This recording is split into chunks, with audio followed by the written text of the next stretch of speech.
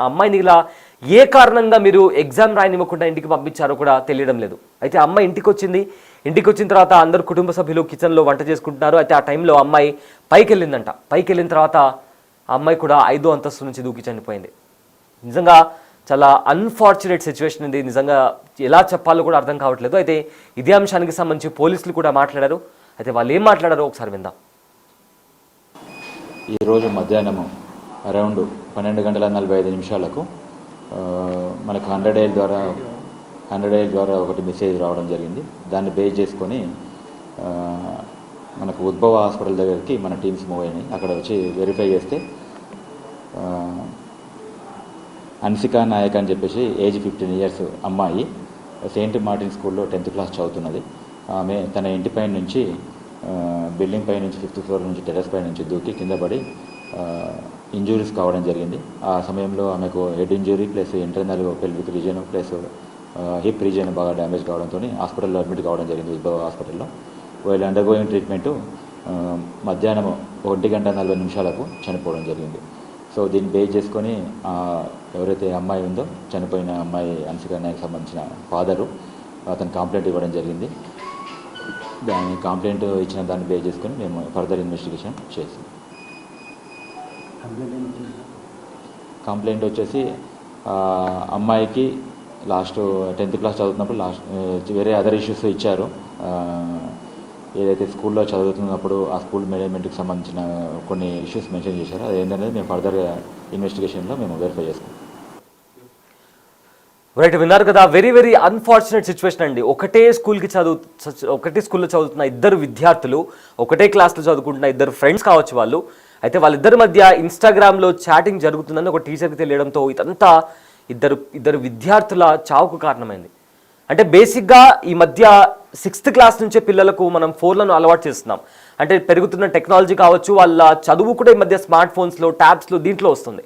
అయితే ఇక్కడ తల్లిదండ్రుల రెస్పాన్సిబిలిటీ ఎంత ఉంటుందో టీచర్స్ రెస్పాన్సిబిలిటీ కూడా అంతే ఉంటుంది. ఎందుకంటే వాళ్ళు స్కూల్కి వచ్చిన తర్వాత వాళ్ళు ఎలా బిహేవ్ చేస్తున్నారు, వాళ్ళ బిహేవియర్ ఏంటి, వాళ్ళ యాటిట్యూడ్ ఏంటి, వాళ్ళ తోటి విద్యార్థులు ఎలా ఉంటున్నారు, వాళ్ళు మాట్లాడే విధానం ఏంటి, ఇవన్నీ కూడా స్కూల్లో నుంచే నేర్చుకుంటాం. కాబట్టి ఇది కంప్లీట్గా స్కూల్ పైన రెస్పాన్సిబిలిటీ కూడా ఉంటుంది.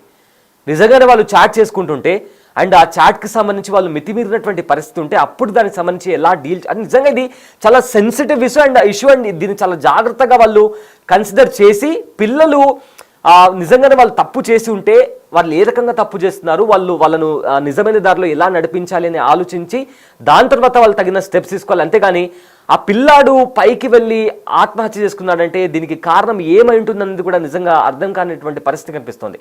అయితే మీకేమనిపిస్తుంది? నిజంగానే ఆ పిల్లాడు ఒకవేళ మీ ఇంట్లో ఒక బాబు పాప ఉన్నారు, వాళ్ళు వేరే అబ్బాయితో కానీ అమ్మాయితో కానీ చాట్ చేస్తుంటే వాళ్ళను మాట్లాడే విధానం ఒకటి ఉంటుంది.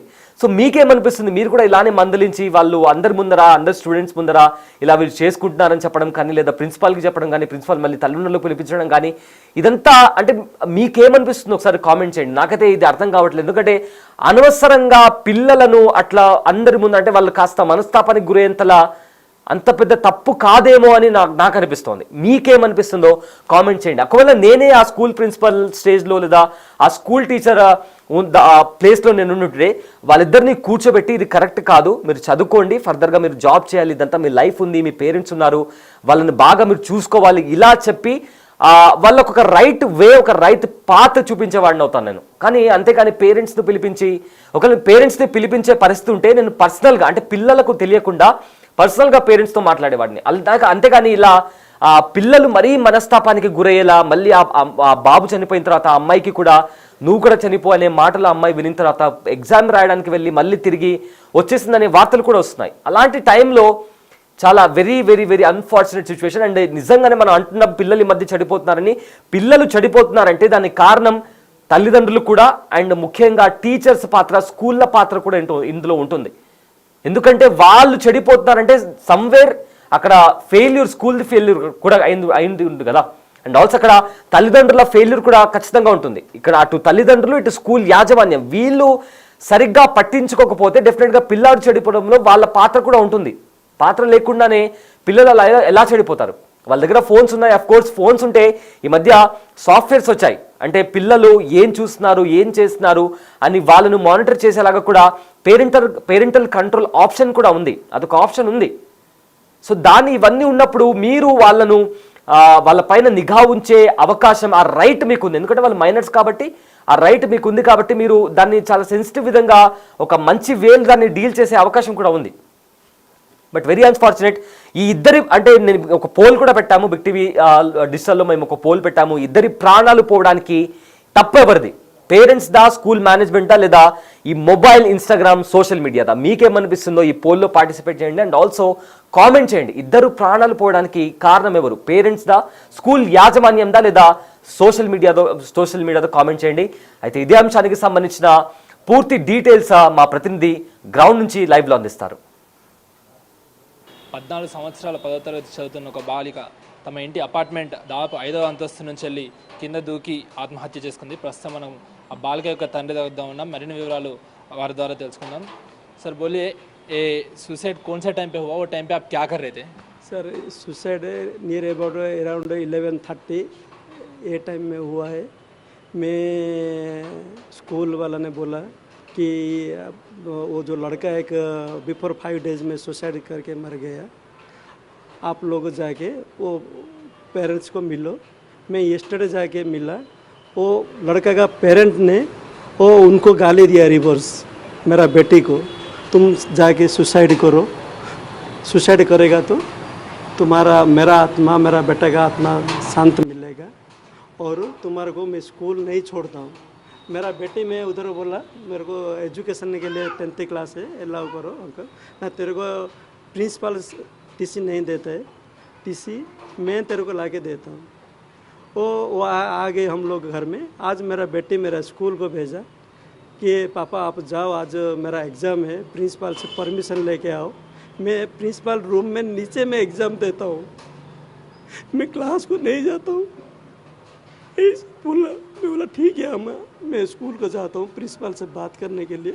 मैं प्रिंसिपल से बात किया तो सुरेखा मैडम थी, सुरेखा मैडम प्रिंसिपल को कॉल किया, और सुरेखा मैडम बोला प्रिंसिपल आज मिलने के लिए आपको अलाउ नहीं किया, आप मंडे के दिन में आप आओ मिलो, नहीं तो ये 2 दिन में आप कुछ हुआ तो मैं अपडेट करता हूँ. मैं घर को आई, मेरा बेटी पूछी कि पापा प्रिंसिपल ने क्या बताया. मैं बोला आज तेरे को एग्ज़ाम के लिए मना किया, और ऐसे नहीं होगा, और तू बैठ जा और मंडे के बाद तुम एग्ज़ाम देगी.